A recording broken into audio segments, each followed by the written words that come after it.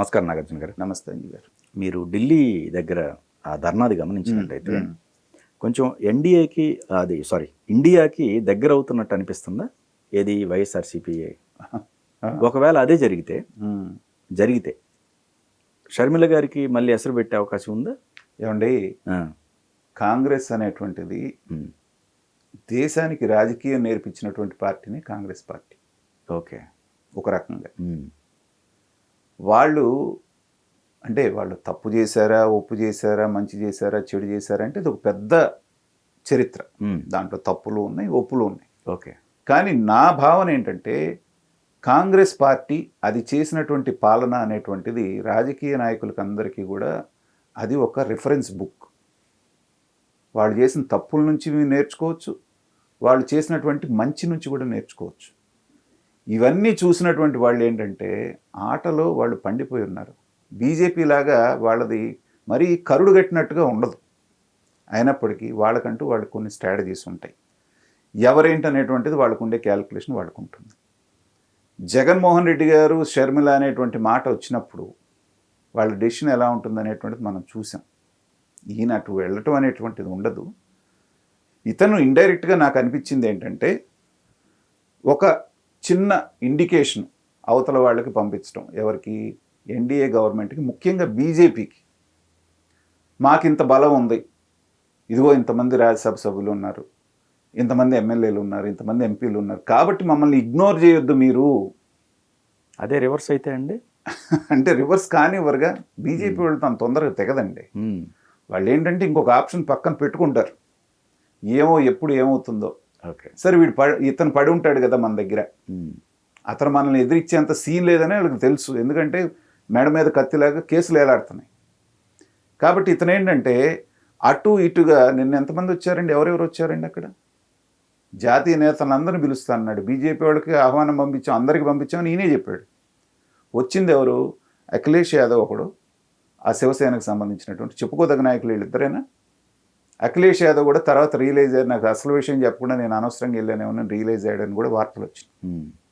తర్వాత దీనికి కొనసాగింపుగా రాజ్యసభలో విజయసాయి రెడ్డి చేసిన ప్రసంగం మీరు బడ్జెట్ మీద మాట్లాడింది చూసారా?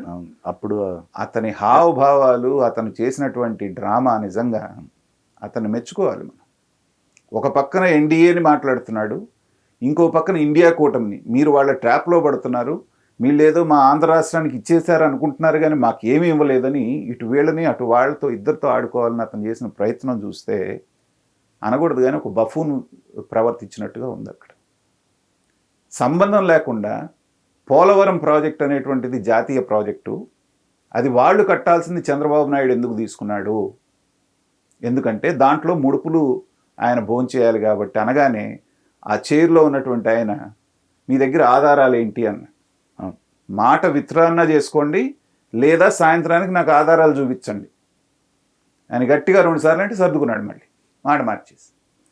సో అక్కడ ఎన్ని రకాలు ప్రవర్తించాలో అన్ని రకాలు ప్రవర్తించాడు. ఇండియాకి వాళ్ళకి ఏదో హితం చెప్తున్నట్టు అట్లా అని మళ్ళీ ఎన్డీఏ వాళ్ళని నొప్పించకుండా ఇలాగ ఒక సెకండ్ పాత్ర అక్కడ పోషించడం మనం చూసాం. అక్కడ ప్రధానమైనటువంటి పాత్ర ఏంటంటే ఏదో జరిగిపోతుంది, బల ప్రదర్శన చేద్దామని చెప్పేసి అనుకున్నారు, కానీ తీరా అది బూమరాంగ్ అయ్యి ఎంత పేలవంగా, ఎంత అట్టర్ ఫ్లాప్గా అక్కడ అయిందో చూసిన తర్వాత వాళ్ళే నాయకులు ఏడుస్తున్నారు, ఎందుకు పోయాం మనం, ఏం చేసాం అనేటువంటిది. అసలు వైసీపీ ముఖ్య నాయకులు లేరండి అక్కడ. ఎవరున్నారు చెప్పండి? మెయిన్ వాళ్ళు వెళ్ళలేదు, ఎవ్వరు లేరు. ఒక్క చూసినంతలో నాకు ఆ బిఎఫ్ మధుసూదన్ రెడ్డి ఒక అతను కనపడుతున్నాడు అంతే. మిగతా ఎవరు కూడా అక్కడ పెద్దగా లేరు. ఎప్పుడు కనిపించా 3-4. ఇప్పుడు సజ్జల రామకృష్ణారెడ్డి గారు ఉన్నారు, సకల శాఖ మంత్రిగా మొత్తం ఇలా చక్రం తిప్పినటువంటి మనిషి. ఆ స్టేజ్ డెకరేషన్ చేసే మనుషులు ఉంటారు చూసారా, అలా కనిపించాడు నాకు. అక్కడ చేసిన నాట్యం అంతా చేసింది ఎవరంటే విజయసాయి రెడ్డి. అది కూడా ఎంత లేఖితనంగా, ఎంత అనార్గనైజ్డ్గా. ఒక చిన్న స్కూల్ డే ఫంక్షన్ కూడా అంతకంటే బాగా ఆర్గనైజ్డ్గా జరుగుతుంది. ఒక జాతీయ స్థాయిలో ఢిల్లీకి వెళ్ళి మీరు ఒక నిరసన తెలియజేయటం అంటే అలాగ చేసేది. అదేదో ఒక చిన్న కాంపౌండ్ వాల్లో పెట్టుకున్న ఈవెంట్ లాగా ఉంది తప్పితే దానికి ఎక్కడైనా ఒక ఇది ఉందా? వాళ్ళ స్థాయి అది, ఇది మా స్థాయి అని చెప్పి ఢిల్లీ దాకా పోయి ప్రూవ్ చేసుకొని వచ్చారు. కాబట్టి వాళ్ళు అనుకున్న ప్రతిదీ మనం కూడా డిస్కస్ చేసుకున్నాం.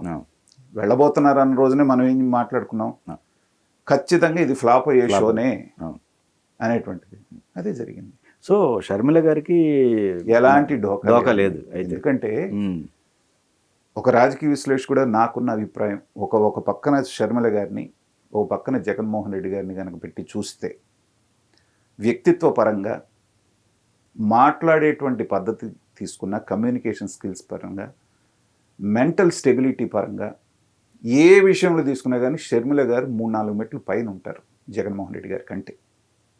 కాకపోతే ఏంటంటే రాజశేఖర్ రెడ్డి గారి వారసుడు అనేటువంటి ఒక వారసత్వంతో అటు కాంగ్రెస్ ఓట్ షేర్ని అంతా ఇటు చీల్చుకున్నారు కాబట్టి నేను చెప్తున్నాను, మార్క్ మై వర్డ్స్, 2029 ఎలక్షన్స్ నాటికి షర్మిల గారే గనక జగన్మోహన్ రెడ్డి గారితో గనక కలిసిపోకపోతే కనీసం కాంగ్రెస్ పార్టీకి 10 నుంచి 15 సీట్లు ఆంధ్రాలో వస్తాయి.